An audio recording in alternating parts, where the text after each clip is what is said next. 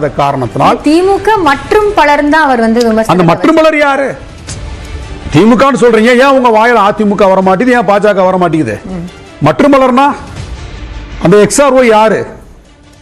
அப்ப திமுக மட்டும் தான் நீங்க முன்னாடி நிறுத்தீங்கன்னா, அரசியல் தெரியாத ஒரு கூட்டம், சினிமா மாயையில இருக்கக்கூடிய ஒரு கூட்டம் இன்றைக்கு தாவேகா வந்து வெற்றி பெற வச்சிருக்கு. உங்க கட்சியில ரசிகர்களா இருந்தவங்க, அரசியல்னா என்னன்னு தெரியாதவங்க, கொள்கை கோட்பாடை பற்றி தெரியாதவங்க, மாநில சுயாட்சி பற்றி தெரியாதவங்க, மாநில உரிமையை பற்றி தெரியாதவங்க, மதம் சார்ந்து சாதி சார்ந்து எதுவுமே தெரியாதவங்க இன்றைக்கு வேட்பாளர், சட்டமன்ற உறுப்பினர், நாளைக்கு அவங்க தான் அமைச்சர். இன்னைக்கு வெற்றி பெற்ற பல பேர் அமைச்சருங்க. எப்படி ஒரு துறையை நடத்துவாங்க? ஒரு ஜீவா சொன்ன மாதிரி இன்னைக்கு திமுக அதிமுக ஜெயிச்சு உள்ள போறாங்க. அவங்க எல்லாம் ஏற்கனவே எக்ஸ்பீரியன்ஸான ஆட்கள். கேள்வி கேட்பாங்க. யாரா சொல்லுங்க, காவிரி தண்ணீர் சிக்கலை பத்தி பேச சொல்லுங்க. முல்லை பெரியால எத்தனை அடி சுப்ரீம் கோர்ட்டை எத்தனை அடி உயரத்துல வந்து கட்ட சொல்லி தீர்ப்பு சொல்ல சொல்லுங்க. நான் காவிரி நடுவர்மன்றம் என்ன தீர்ப்பு வழங்கி சொல்ல சொல்லுங்க, பேச சொல்லுங்க. எதுவுமே தெரியாது. அப்போ மாற்றம் மாற்றம் மாற்றம் சொல்லி இன்றைக்கு இருக்கக்கூடிய சமூக ஊடகங்களை பயன்படுத்தி அரசியலே தெரியாத ஒரு கூட்டத்தை வந்து தவறா வழிநடத்தி குடும்பம் வரைக்கும் போய் குடும்பத்தில் இருக்கக்கூடிய காலங்காலமா வந்து கொள்கை சார்ந்த வாக்காளர் கூட நீங்க சிதைச்சு உடைச்சு உண்ணலாமாக்கிட்டீங்க. இது உண்மைக்கே வந்து தமிழ்நாட்டிற்கு இந்த தீர்ப்பு மிகப்பெரிய ஒரு ஆபத்தை தான் கொடுக்கும். இது வந்து எப்படி நடத்த, ஏன்னா வந்து இன்னைக்கு ஏற்கனவே வந்து தமிழ்நாடுனால ஒன்றிய அரசுக்கு ஆகாது, தமிழ்நாடுனால ஒன்றிய அரசுக்கு ஆகாது. நீங்க எப்படி வந்து இந்த தமிழ்நாட்டை நடத்துறதுக்கு, இந்த துறைகளை நடத்துறதுக்கு எங்க இருந்து வந்து எக்கனாமிக்கல் சோர்சஸ் எங்க இருந்து கொண்டு வர போறீங்க? அதுக்கான இன்ஃப்ராஸ்ட்ரக்சர் நீங்க எங்க இருந்து எடுப்பீங்க? யார் இருக்கா உங்களை வழி நடத்துறதுக்கு? யார் இருக்கா? இல்ல, இதெல்லாம் ஒரு கட்சி யோசிக்காம வந்து அரசியல் நோக்கி நகரக்கூடிய ஒரு சூழல், இல்ல அரசியல் தான் வாழ்க்கை அப்படின்னு வந்திருக்க வாய்ப்பு இருக்குமா? இந்த அடிப்படையான விஷயங்களை அவங்க சைட்ல இருந்து கவனிச்சிருப்பாங்க. நான் உங்களோட முதற்கட்ட விஜயகாந்த் வந்து ஒரு ஆக்ஷன் ஹீரோ தாங்க. அவர் காலகட்டங்களில் சோசியல் மீடியா இல்ல. விஜய் வந்து ஒரு ஆக்ஷன் ஹீரோ. சோசியல் மீடியா இருக்கு, சரியா பயன்படுத்திக்கிட்டாங்க. மக்கள்கிட்ட நேரடியா சென்று எந்த விதமான தொடர்பும் இல்லாமலேயே வெற்றி பெற்று வர்றாங்க. இதுக்கு என்ன காரணமா இருக்கும்? இன்னைக்கு இருக்கக்கூடிய இந்த சமூக ஊடகங்கள்ல இந்த டிஜிட்டல் வேர்ல்டை வந்து அவங்க சரியா பயன்படுத்திக்கிட்டாங்க. இது ஜனநாயகத்துக்கு அழகு இல்லை. சரி, நம்ம தொடர்ந்து பேசலாம். தற்போது மண்டல வாரியாக இந்த வாக்கு வித்தியாசமும் சரி, எண்ணிக்கையும் என்ன மாற்றத்தை கடந்த தேர்தலோடு ஒப்பிடும் பொழுது கொடுத்திருக்கிறது என்பது குறித்த விவரங்களை மேஜிக் வால் மூலமாக விளக்குவதற்காக சிவரஞ்சனி இணைந்திருக்கிறார். Sivaranjani, over to you. நிச்சயமாக காயத்ரி, தற்போது நாம் பார்த்தோம் என்றால் திமுக அதிமுக இந்த இருபெரும் கட்சிகளுடைய ஸ்ட்ராங் ஹோல்ட்ஸ் அப்படின்னு சொல்லக்கூடிய இடங்கள்ல எல்லாம் தாவேக என்ன தாக்கத்தை ஏற்படுத்தி இருக்கு அப்படின்றத நாம மண்டல வாரியாக பார்க்கலாம். முதலாவதாக நாம் மேற்கு மாவட்டங்கள் அப்படின்னு பார்க்கும்போது, மேற்கு மாவட்டங்கள்ல மொத்தமாக இருக்கக்கூடிய தொகுதிகள் 42. அதுல 18 தொகுதிகளை தாவேக கைப்பற்றி இருக்கு. திமுகவை பொறுத்த வரைக்கும் அவங்க சென்ற முறை 13 தொகுதிகள் லீடிங்ல இருக்காங்க.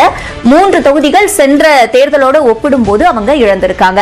அதே மாதிரி ஏடிஎம்கே கூட்டணியை பொறுத்த வரைக்கும் தற்போது அவங்க 11 தொகுதிகள்ல முன்னிலை இருக்காங்க. கடந்த முறையை ஒப்பிடும் போது 15 தொகுதிகளை அவங்க இழந்திருக்காங்க.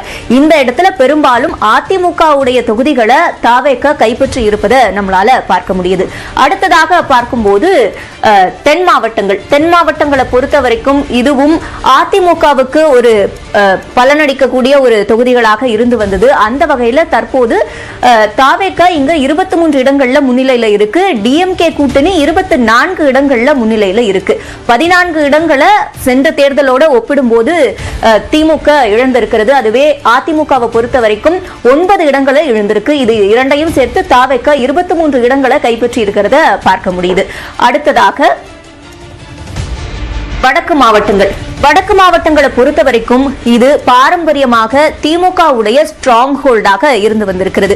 ஏன் நம்ம பார்த்தோமே ஆனால் அதிமுகவால கூட இதுல பல தொகுதிகளை கைப்பற்ற முடியாத நிலை பல காலமா இருந்து வந்திருக்கு. ஆனா இம்முறை கிட்டத்தட்ட 50 தொகுதிகள், மொத்தம் இருக்கக்கூடிய 100 தொகுதிகள்ல 50 தொகுதிகளை தாவேக கைப்பற்றி இருக்கு. அதிமுக 30 தொகுதிகளையும் திமுக 20 தொகுதிகளையும் எடுத்திருக்காங்க. இதுல முக்கியமா திமுக உடைய 49 தொகுதிகளை தான் தாவேக எடுத்திருக்கு. இந்த பிக் டிஃபரன்ஸ் நம்ம எங்களால பார்க்க முடியுது. அதிமுக ஒரு தொகுதியை சென்ற தேர்தலோட ஒப்பிடும்போது இப்ப இழந்திருக்காங்க அப்படின்றத பார்க்க முடியுது. அடுத்ததாக பார்க்கும்போது காவிரி டெல்டா மாவட்டங்கள்.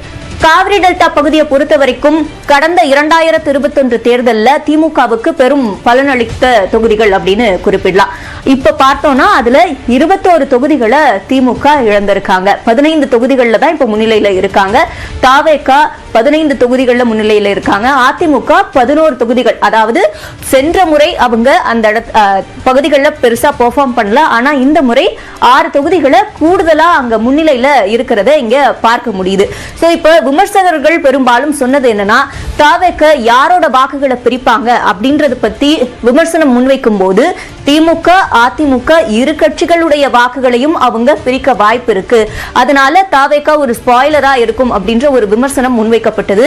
அது போன்ற ஒரு சூழலை நம்மளால இந்த மண்டல வாரியான தொகுதி முன்னிலை நிலவரத்தை வைத்து பார்க்க முடிகிறது. காயத்ரி, ரஞ்சனி, யாருக்கான வாக்கு சதவிகிதம் தாவேகாவிற்கான வாக்கு வங்கியாக மாறி இருக்கிறது என்பதை மேஜிக் வால் மூலமாக விளக்கி இருக்கிறீர்கள். மீண்டும் ஒரு கருத்து தகவல் அடிப்படையில் நம்ம சந்திக்கலாம். அண்மை செய்தி ஒன்றை பார்க்கிறோம். அறந்தாங்கில தாவேகாவினுடைய பர்வேஷ் வெற்றி பெற்றிருக்கிறார். அந்த வெற்றி செய்தி என்பது தற்போது முன்னணி தகவலாக வந்து கொண்டிருக்கிறது. பல தொகுதிகளின் வெற்றி நிலவரங்கள் வெளியாகி கொண்டிருக்கின்றன. திருவிக நகர் தொகுதியில் கூட தாவேக வேட்பாளர் வெற்றி பெற்றிருக்கிறார். பொற்கொடி ஆம்ஸ்ட்ராங் அங்கு தோல்வியை சந்தித்திருக்கிறார்.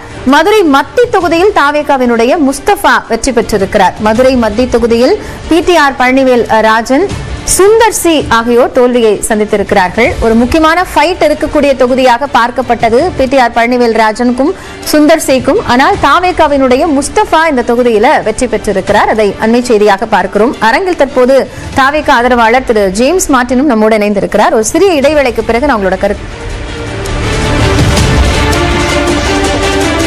ஈஸியா ஏசி வாங்க வசந்த் அண்ட் கோவுக்கு வாங்க. ஏசிக்கான இஎம்ஐ 1990 மட்டுமே. 0% வட்டியில் புத்த புதிய ஏசியை உங்கள் வீட்டிற்கு சொந்தமாக்குங்கள். மேலும் இஎம்ஐயில் முன்பணம் இல்லாமல் கேஷ்பேக் வசதியுடன் ஏசியை எடுத்துச் செல்லுங்கள். உங்கள் பழைய ஏசிக்கு எக்ஸ்சேஞ்ச் வசதியும் உண்டு. குறிப்பிட்ட மாடல் ஏசிகளுக்கு இன்ஸ்டாலேஷன் முற்றிலும் இலவசம். வேற எங்கும் கிடைக்காத மிக குறைந்த விலை, தரம், நம்பிக்கை. Vasanth and Co. King makers IAS academy நடத்தும் நீங்களமாகலாம் IAS சிறப்பு விருந்தினர் வே இறையன்பு IAS ரிட்டையர்ட், இடம் சோனா காலேஜ். அனுமதி இலவசம், முன்பதிவு அவசியம். தொடர்புக்கு 9442272773. அதாவது மக்கள் எஜமானர்கள், நீ சரியா செய்யலையா உனக்கு நான் தண்டனை கொடுப்பேன்னு. ஆனா இங்க அதிமுக சரியா செய்யல, அந்த மாதிரி மனநிலைக்கெல்லாம் அவங்க வரல. வந்திருந்தா அவங்க டோட்டலா ரொம்ப மோசமான ஒரு நிலைக்கு தள்ளப்பட்டிருக்காங்க. ஆனா அந்த எதிர்ப்பு ஓட்டுகளை நாங்களும் வரணும்னு போட்டிருக்காங்க, விஜயும் வரணும்னு தான் போட்டிருக்காங்க. அப்படித்தான் நீங்க பார்க்கணும். சரி, திரு குமரகுருபன், உங்களை நான் வரவேற்கிறேன். இப்போ இந்த அமர்வுல வந்து பேசும்போது வந்து பிஜேபியினுடைய நாராயணனை குறிப்பிட்டிருந்தாரு. அவங்களுடைய தோல்விக்கான காரணத்தை பிஜேபி ஆய்வு செய்யணும் அப்படின்னு. திமுகவும் ஆய்வு செய்ய வேண்டிய இடத்துல இருக்கு அப்படிங்கிற கருத்து முன்வைக்கப்பட்டது. ஆனா இப்போ இங்க செயல்படுத்தப்பட்ட திட்டங்கள், அறிவிப்பு நடைமுறையில் இருக்கக்கூடிய பல்வேறு ஸ்கீம்ஸ், இது எதுவுமே வந்து இந்த தேர்தல் அப்படிங்கிறது மக்கள் அந்த ஓட்டு போடுறதுக்கான அந்த கணக்கில் எடுத்துக்கொள்ளப்படலையா? எந்த அடிப்படையிலிருந்து இப்படியான ஒரு மாற்றம் அப்படிங்கறத நோக்கி மக்கள் நகர்ந்தாங்க? இல்ல, மக்கள் இந்த தடவை வந்து ஓட்டு நிதானமா யோசிச்சு சிந்திச்சு அப்படிலாம் யோசிக்கல. அவங்க வந்து முதல் எடுத்த உடனே திமுக இருக்கக்கூடாது, திமுகவோட அந்த 5 வருஷம் ஆட்சி வந்து மக்கள் அவ்வளவு கொடுமையை சந்திச்சுட்டு இந்த ஆட்சி எப்போ போகும் அப்படின்னு எதிர்பார்த்துட்டு இருக்கும்போது விஜய்னு ஒரு ஃபேக்டர் வரும்போது, ஏற்கனவே அதிமுகவை பார்த்துட்டோம், திமுகவும் பார்த்துட்டோம், அதிமுக பார்த்துட்டோம், வேணாம் இப்போ புதுசாக ஒருத்தருக்கு போடுவோமே அப்படின்னு சொல்லிட்டு அவங்க அப்படி போட்டிருக்காங்களே தவிர யாரும் யோசிச்சு அந்த மாதிரிலாம் இல்லை. எப்பவுமே நடுவில் ஒரு 25% எப்பவுமே நடுவில் ஓட்டிருக்கோம். அது யார் ஜெயிக்கிறாங்களோ அவங்களுக்கு போகும். இந்த தடவை அவங்க எல்லாரும் டெஸ்ட் பண்ணி இந்த விஜய்க்கு போட்டிருக்காங்க. விஜயோட ஒரு வெற்றியோ நான் குறைச்செல்லாம் மதிப்பிடல. ஏன்னா இந்த மாதிரி வரலாற்றில் வந்து எனக்கு தெரிஞ்சு எம்ஜிஆர் தான் முதல்ல 77 முதல்ல ஆட்சி அமைச்சு கட்சி ஆரம்பிச்சு 67 தேர்தல தான் வந்து தன்னோட அரசியல் பிரவேசத்தின் போது விஜய் குறிப்பிட்டுக்கிட்டே இருந்தார். 67 தப்பா சொல்றீங்க, 67 அவங்க ஆட்சி முதல்ல கட்சி ஆரம்பிக்கல. அவர் வந்து அண்ணாவையும் எம்ஜிஆரையும் தான் தன்னோட ஒப்பீடா வச்சிருந்தார். அவரு இல்ல, நான் என்னோட கருத்து என்னன்னா 77 முதல்ல கட்சி ஆரம்பிச்சு அடுத்த தேர்தலில் ஆட்சியை பிடிச்சவர் யாருன்னா எம்ஜிஆர் தான். அதுக்கப்புறம் இவர் இங்க தமிழ்நாட்டில். அதனால அந்த உழைப்பை நம்ம சாதாரண மதிப்பிட முடியாது. ஆனா அதுல ஒரு விஷயம் என்னன்னா, எம்ஜிஆர் ஜெயிப்பார்னு எல்லாருக்கும் தெரியும், பட் இவர் ஜெயிப்பார் நேற்று நைட் வரைக்கும் யாருக்கும் தெரியாது. இது ரெண்டு தான் வித்தியாசம். இது ஒரு சைலண்ட் ரெவல்யூஷனை தான் பாக்குறோம்.